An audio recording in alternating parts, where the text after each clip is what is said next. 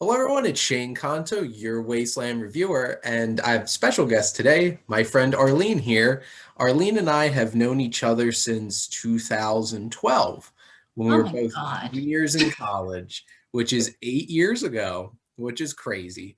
And then we lived Absolutely. together for 2 years up until this year. So I appreciate you coming on and ready to talk about some movies, Arleen. Thank you for having me. I'm really excited about this. Of course. So started off with probably most common of questions. What is your favorite movie? You know, again, I've prepared a little bit for this interview, but I could not for the life of me pick a favorite movie. Um, I I'm not like the biggest movie buff in the world. Um, and it's always been for me my favorite movie. It changes through the times. I know growing up, Back to the Future was my family's movie. We see it on TV. No one's allowed to touch the remote.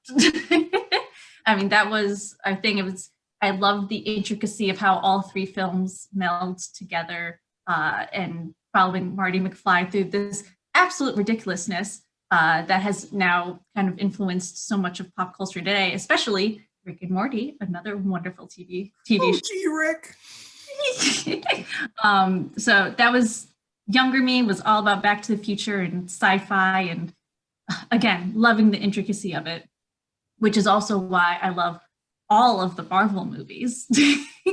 Endgame is I actually just watched it for I want to say like the 10th time yesterday. And it's just I love just all of these different movies coming together, this huge fantastical ending, and I just thought it was so brilliantly done, and you can tell a lot of thought went into it. I tend to like movies that have that thought process going. I rewatched Endgame for my birthday, and it was actually so it was the third time I watched it because I saw it twice in theaters, and then still got me. And it was Tears streaming. one of my student workers had just watched all of them for the first time since August, and she just watched Endgame Is over she okay? Thanksgiving. She's like, I cried the whole time, but it's okay. Like it's so worth it. Even all the horrible parts that do make you cry, they make you feel anything and everything that they want you to feel, which is unbelievable that there is an art form out there that can do that for a large group of people all at once. One of only a few movies I've actually cried during in the theater. Logan was another one. Yeah, of course, of course. The real life Wolverine. I mean, come on. Uh, So you those have like always been kind Wolverine. of franchises that are my favorite. I can't really choose one. But as I was trying to think of particular one titles, Sucker Punch actually is one that I really enjoy. Again, because it makes you think, you Mhm. feel for the full story. And then also more recently, Once Upon a Time in Hollywood. I have never hooted and hollered in a theater that much in my life. Uh, Brad that Pitt is like the coolest thing ever in that movie. that dog. I would die for that dog. And oh, the memes though, all the Leo like memes pointing at the TV. Oh, Tarantino. Talked a lot about Tarantino on my channel, talking to Alex Yes, and Matt. I know he's was always a hot topic in our apartment. Uh, Mhm. and, I mean, again, it's just the storytelling is absolutely phenomenal, and I love it when something really makes me feel and think. Absolutely. Now, Arlene, what's the earliest memory you have of going to the movies? Well, I am a June 15th baby, so the summer blockbuster hits were always around my birthday. So my very first memory, I tried to remember which one came first, so I did a little research. I think it was Atlantis: The Lost Empire was the first. Like we gathered, I want to say everyone in my class and took them all to the movies, and it was just such a fun time. We rented out the entire theater. Well, now you could do that right now at AMC. Well, Regal's not open right now. Cinemark, you could rent out a theater with your friends for only $99. Did not know that. I know the AMC Hamilton by me is actually closing. That's all I heard had as an update. It closed for good. That was always our go-to. I've had so many memories at that AMC, and it's so sad. Now it's just a giant, giant empty building. And the entire parking lot too. Like seeing things like it's so, and that's honestly one of the things I miss the most during all of this is going to the theater. Arleen can attest. I go a lot. And every day. Hey Shade, you're done with dinner? You going to the movies? Awesome. Bye. Oh, when I saw Force Awakens at that theater, and my brother was dressed as Kylo Ren and wound up posing with, I think it was an Obi-Wan and an Anakin after the movie. Of course he did. And it was funny because came from work, and so I was like in pretty businessy clothes, and he gave me the crossguard lightsaber to hold when he went to the bathroom. So then I'm just standing there in a suit with this lightsaber. That is a picture. I would have loved to have seen that. I unfortunately didn't see that with you, but I saw every other Star Wars movie with you, thankfully enough. I don't know. He's the one all my life. Hey, oh my God, you haven't seen Star Wars? Why haven't you? I don't have access to them. I'll show them to you. Years go by and nothing happens. My collection. Thank God, Shane. Thank you. Thank you. I'm better than Blockbuster. I'm better than Netflix. Yes, you are. I might not be better than HBO Max at this point, though. Disney Plus. That's that might be your top contender. Well, now I don't know if you saw this today, but HBO Max will have all Warner Brothers movies coming out in 2021, releasing day of theater. Okay, Harry Potter marathon it is. So Wonder Woman is going to be on HBO Max when it releases, and now other Warner Brothers film will be too. So Dune's going to be on HBO Max, The Suicide Squad, Matrix 4. Craziness. That's insane. All the streaming services, man, they're killing it. They got it going on right now. It might be killing the theaters, but it is what it is. Now, Arleen, do you have a favorite genre of movies? I would probably have to classify my favorite genre as a adventure with a lot of comedy peppered in. Okay. So the kind of the Marvel formula, if you will. So I love just watching the action, getting the thrill, but I need that laughter to cut the tension, but it needs to not be cringe comedy.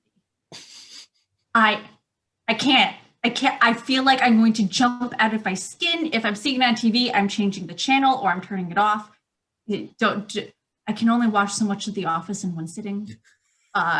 So for me, it's the adventure, like Lord of the Rings. Oh, it's just, I wish I could go on an adventure like that. I really do. And obviously that comedy makes it a little bit more lighthearted. It only counts as one. It break up those super intense moments that make it such an amazing movie. You need that breath of fresh air as well. And like being able to watch, like sitting there watching Thor Ragnarok and just laughing every 2 seconds. That was the dream. Oh, Korg. Korg's the greatest. It's like, oh man. Oh, new Master 69's back again. Killed me again. Thor reinvented himself in that movie in the best possible way. Oh, you can tell Chris Hemsworth came into his own. So much fun now. Oh, and loving it. I can't wait for Thor: Love and Thunder. Like I'm counting the days. Out of everything that's coming, well, now there's going to be like 8 MCU films in the next 2 years, which is insane. But hey. And all of them, I want me some Thor. So I definitely agree. I love the Marvel movies, and I don't care that they make a They're bunch of mainstream, they're pop Okay. culture. I don't care if it's like, oh, you're not a real nerd. They're good movies. Come at me. Not everything has to be dark and brooding. I can in small doses. Small Yeah. doses. Now, Arlene, do you have a favorite filmmaker in particular? Again, not a big movie buff, so I don't know a lot of the different movie makers. So I would probably have to just go with the Russo brothers as a default. But again, like Tarantino with Once Upon a Time in Hollywood, it's I just love being able to see that. That's the thing that I love about movies is the storytelling and Mhm. seeing a story come to life. So, and I think again, the Russo brothers did a phenomenal job weaving together 20 plus movies into one universe and tell this amazing large story. Well, and even for me, if you're gonna like picking any of the like Thor films, Iron Man films, Guardians of the Galaxy films, like my favorite are still Captain America and Same. Winter Soldier and Civil War were so amazing. And I'm not surprised that they picked the Russo brothers to pick up for the Avengers, and boy, did it pay off. Oh boy, did it. No, oh God, Civil War. It, I could never choose a side. I still can't choose a side. Oh, I'm 100% Team Cap. And It, I love Chris Evans. I love Captain America. The entire just character is everything I've always just loved about, just as someone to look up to. But I get Tony. I completely get it. Accountability, but it's well, yeah, because it's Tony's fault because he's the one who it did all is. that crap. It's all Tony's fault. Oh my god. So yeah, it's just the Russo brothers. They are the majority of the films that I've kind of ingested over the past 10 plus years. So I definitely have to just throw it to them for that. Especially for people our age, like those 10 years happened like high school through college and everything. So like that was such a big thing. It's really what kind of formed our generation a little bit. Mhm. And God, my phantom printer wants to start going off and be a jerk in the middle of this interview. So Oh, trust me, my little shark vacuums like a Roomba goes off all. DJ Roomba, Yep. His you name is haven't. Bruce because he's Shark Brand. Hello, my name is Bruce. Hi, Bruce. Oh, Finding Nemo. Now, Arlene, do you have a favorite actor or actress? I mean, my Hollywood crush is Tom Holland. I'll happily say that. He's so freaking adorable. I can't. You want to But be his Mary Jane? huh? You want to be his Mary Jane? I can't do that whole damsel in distress thing. Can't do it. Make it your own. I will gladly make it work. I mean, I did do Gwen Stacy at Comic-Con last year. Very nice. She's got a little bit more backbone to her, which I aspire to have. Mhm. But I want to say for my favorite actor, it probably would have to be someone like Jim Carrey. It always making me laugh, and even when he doesn't do comedy, like he's done some pretty dark stuff, and I love what he does. And even like in interviews and speeches that I've seen him do in his books, he has such a mind that I truly admire. I don't know if you've seen the show Kidding, I but have like not. I've heard though. he plays Mr. Pickles, who's basically a Mr. Rogers type, except this show goes places, goes to some Ooh. dark places, and like he deals with some serious like mental illness and stuff like that, and it's really impressive. And the fact that that's like the main thing he's done over the past couple years, except for Sonic, which I'm sorry, Sonic was good. he was Sonic was good. like I could just watch a whole movie of Robotnik at this point. Again, he always makes his characters his own. He really brings them to life. The only other person I could possibly think of is also Keanu Reeves, because again, he does the same thing. Whoa. Dude, Bill and Ted's Excellent Adventure, I saw that in my art club back in, I want to say, junior year of high school. I was like, I can get into stoner movies, not a stoner, but totally into them. Watching Bill and Ted Face the Music, which was one of my first screeners that I got, which was pretty cool. And there was one line in it that I couldn't stop laughing from just the delivery that Keanu Reeves had. Wait, which one? Because there was quite a few Golden Childs in there. Spoiler.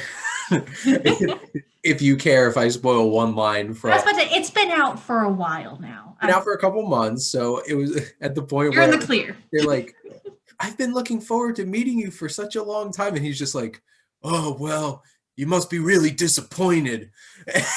And just the way he delivered it, and so like, oh my God, I couldn't stop laughing.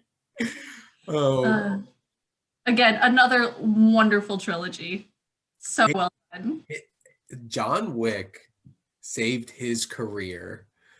And ever since like the 3 John Wick movies, always be my maybe, where he plays himself in that. Yes, he rocked that role. He's just like, I'm going to be cocky and the absolute best that everyone doesn't and does want me to be. Oh, what the internet did with it, with his entrance, because he came out to Sail by A-Rod Nation. And then all the songs they replaced it with on the internet was amazing. And like Duke Kaboom, yeah, yeah, oh yeah, and just he's rolling it. And now we get Matrix 4, which I know, which is crazy. He's been stuck in Europe or whatever. And in 1 year from this month, and now on HBO Max.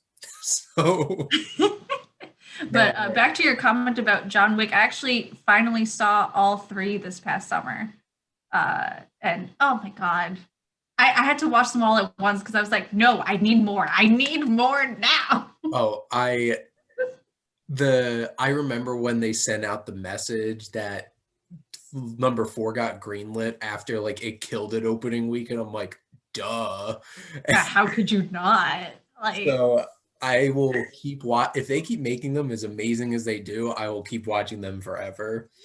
Now, Arleen, what's one movie that you could literally watch every day? Addams Family.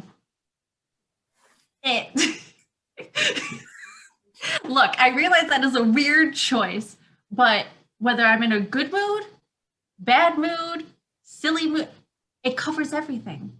The whole just macabre of it all. It's a romance movie. It's a family movie. It's a comedy. It's everything rolled into an hour and a half. And I mean, you know, I'm quite a fan of the love between Gomez and Morticia. And Raul Julia was so amazing as Gomez, and like Angelica Houston just embodied that like dark aloofness of Morticia, and just like so great. And like Barry Sonnenfeld, it is, that's exact, it's and also like just, you know, going down the slides, and it's so much fun.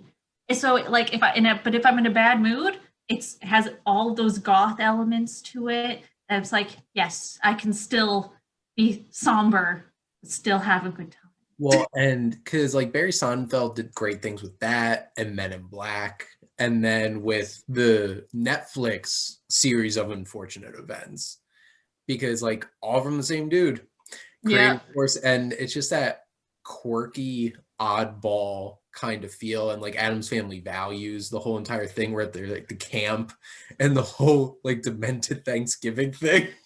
That was brilliant. To this day, I'm like, that's what every child needs to do to understand Thanksgiving.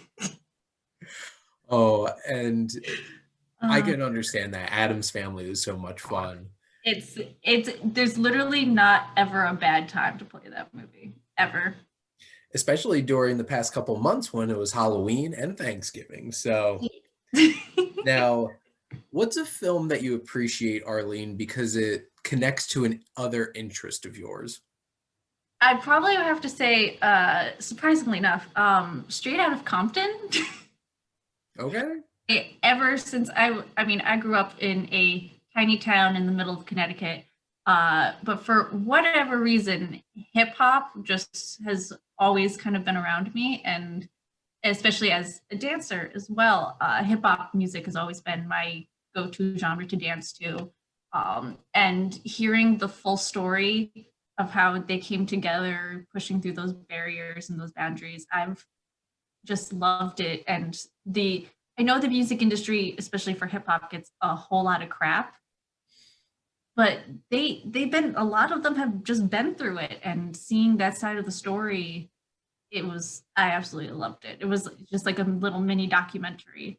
That That film was like so impressive and way more impressive than I thought it was ever going to you be. wouldn't expect it to have that kind of a narrative, but it Well, and the thing is, it's like it's so easy to make a boring biopic. And I remember seeing All Eyes on Me, the Tupac one, and just being like, this is everything that Straight Outta Compton wasn't. And it was just like boring and bland. And like, how do you make the subjects of these movies bland? you can't that you have to actually try. Try.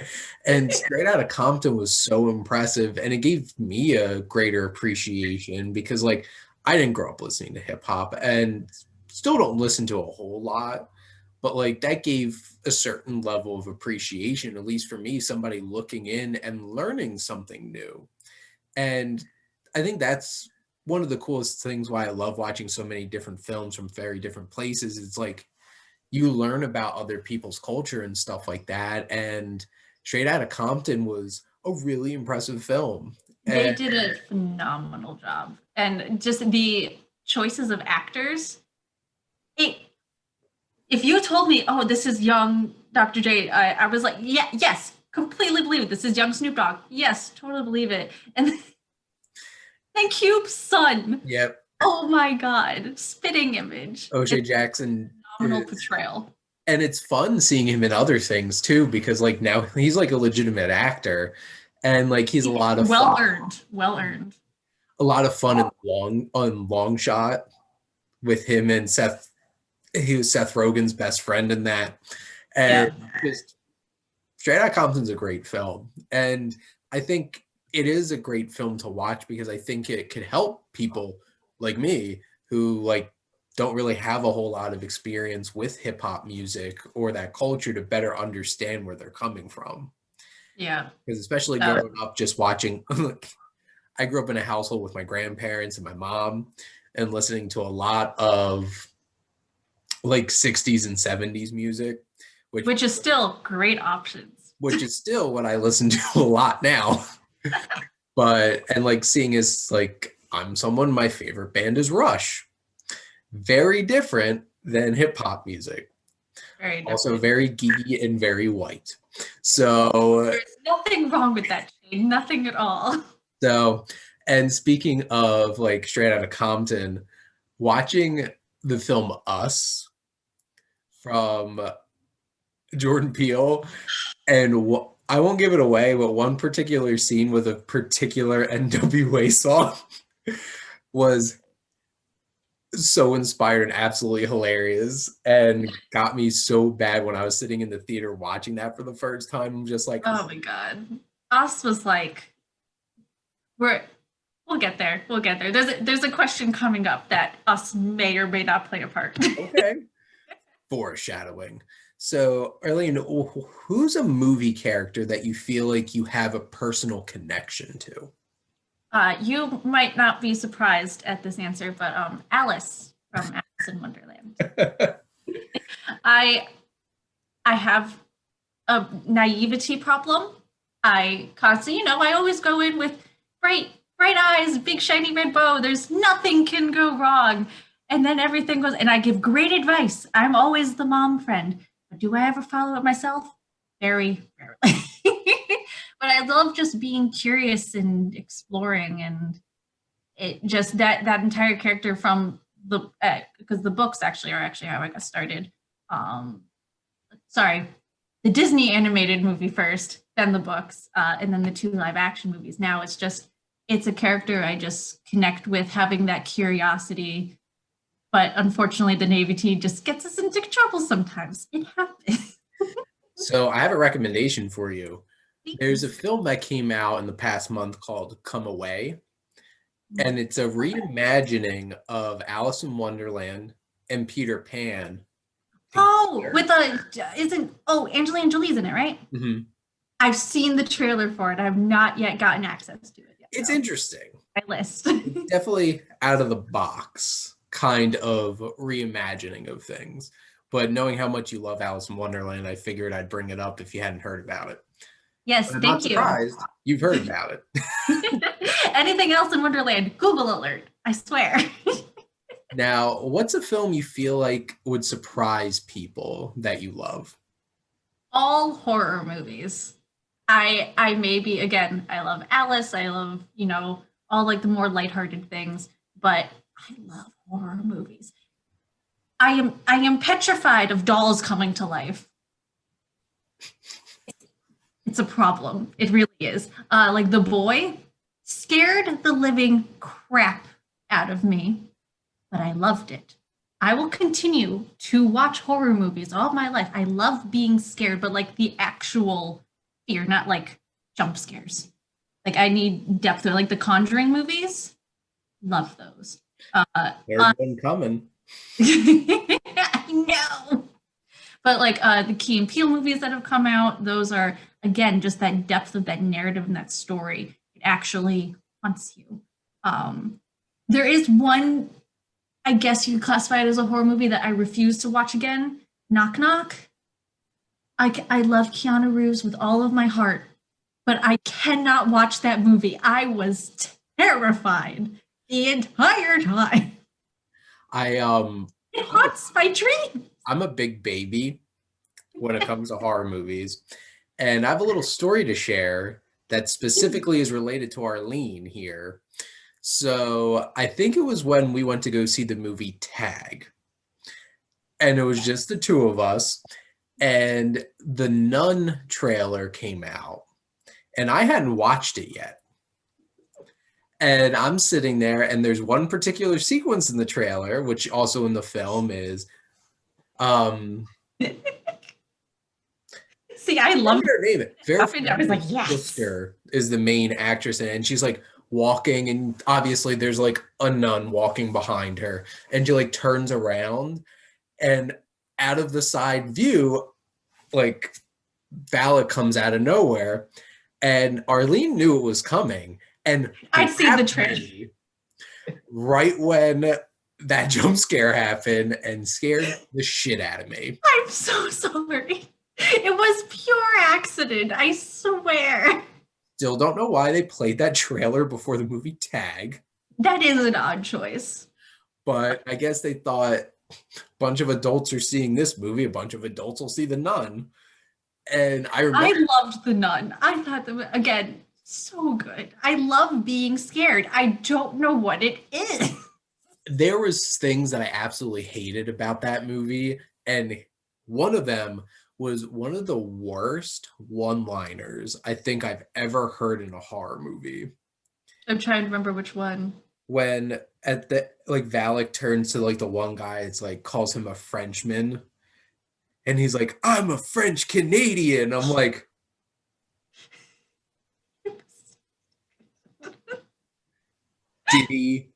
did he really just say that? Is that like a climactic one-liner you're gonna have in this movie? Is that? Again, it's that little break that you need to breathe for a quick second. And like thinking about some great horror movie one-liners, like nothing will beat at the end of the thing when the whole like monster's like, and Kurt Russell is just like, well, F you too, and just chucks the dynamite at him. Like, nothing can beat that. No, it's so good. Oh, Kurt Russell's way too cool. He can do anything he wants. He's Santa. He's the I coolest thing know. I've ever seen. It's on my queue at the moment. I haven't watched it just yet. But no, so like Babadook, Conjuring movies. Oh, does Babadook hit a nerve? Oh, that's like the thing that's terrified me probably the most I've ever watched a movie was the Babadook. So Arleen knows our friend Pat. So I used to live with Pat, and I was watching the Babadook for the first time midday, blinds open in the living room. It's like 1:00 in the afternoon. I'm curled up in a ball on the couch because I couldn't handle it. And Pat walks out of his room and laughs at me and continues to go make chicken nuggets and then laughs his way back in his room. Come on. That movie really scares the crap out of you. That's terror. That's like deep-seated, just emotional terror. That's like, I love it. You put that, Hereditary, things like that rock you to the core, just, they're the best because they do it the best. Now, my last question for you, Arleen, is what do you love most about movies? Well, I already touched base on this a little bit. It's the whole storytelling is that to me, movies, it's another form of art like painting or music. It's taking something that's in your head and showing it to other people and really just expressing your art. I know Star Wars fans tend to get a bad rap because like, oh, it should have been done this way. And it's like, well, I'm sorry. It's not your story to tell. It's not. If a lot of people actually watched my channel, I'm sure there would be plenty of comments, which the thing is, I agree with Arleen. It's like, you write it. You go make it. Exactly. If you want to go a different way, you go and make it. You're not, Picasso in his Blue Age making these really weird ass figures and stuff like that. Like that's him expressing his self, his story, his art.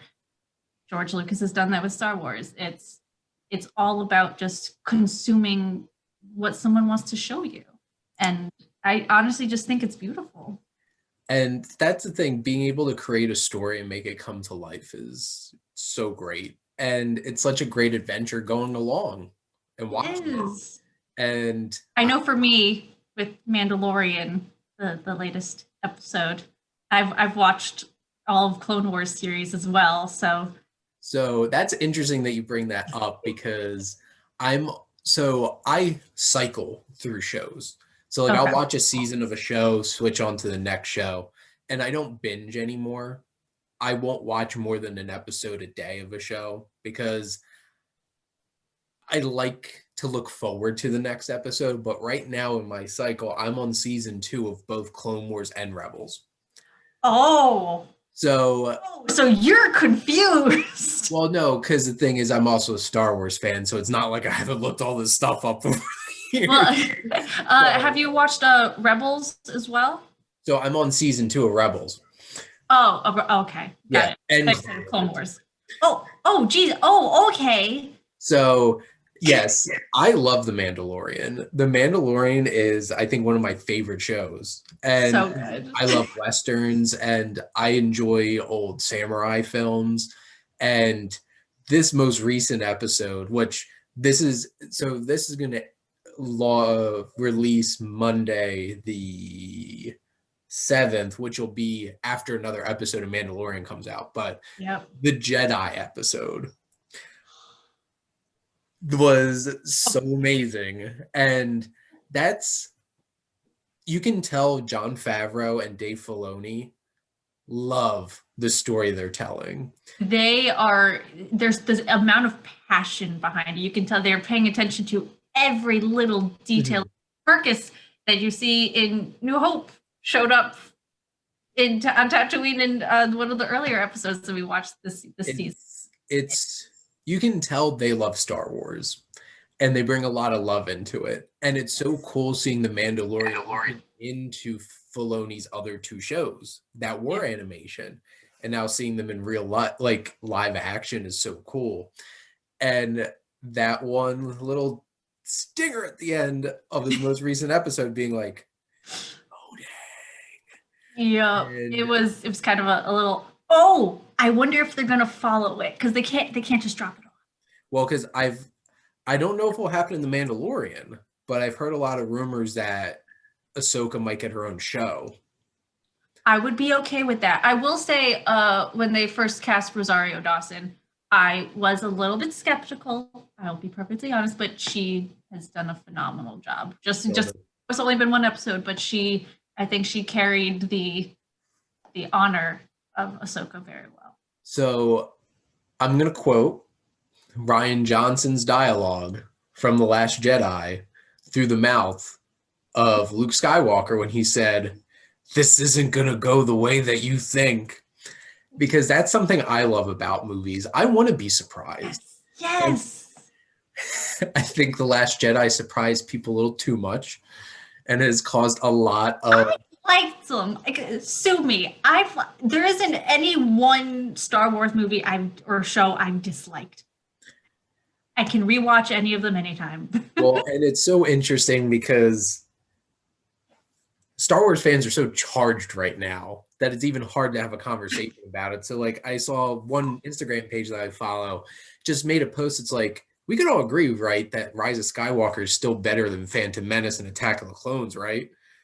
Oh my God, the comments. I mean, I don't know. I can't really compare them because they were so drastically different. Well, like watching Phantom Menace and watching a bunch of pieces of wood walking around, the acting was very stiff. I mean, and that was hard. They were all like, poor Ewan McGregor was acting to a tennis ball. I know.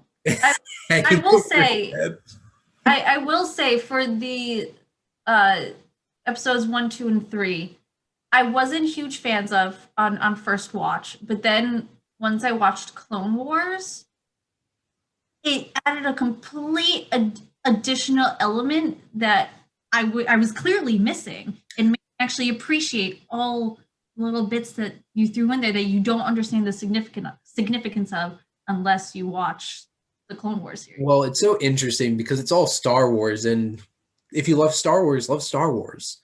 And I hated Anakin in the prequels. He was just a hated him. And watching Clone Wars now, I'm like,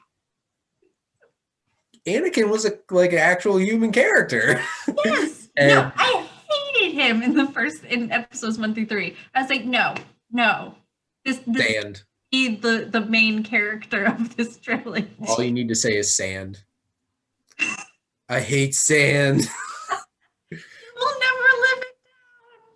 But there was a moment watching Clone Wars and Rebels does actually make me appreciate Star Wars even more, which is really does. It's like watching like the Harry Potter movies out of order. I feel like it's you need bits and pieces here and there from, like, for me, again, a lot of the movie stuff doesn't make sense unless you read the books, and you need all those individual elements combined to understand the whole story. Well, and that's the thing too with Harry Potter. Those who read the books, I think, will appreciate the films on a different level, because it just it adds more to it. You could also get mad about what they left out and stuff like that, or you could just take it for appreciate. To me, they're two completely different fandoms that they just so happen to intersect a little bit. Yeah. Now, that was my last question. Now you get to ask me a question.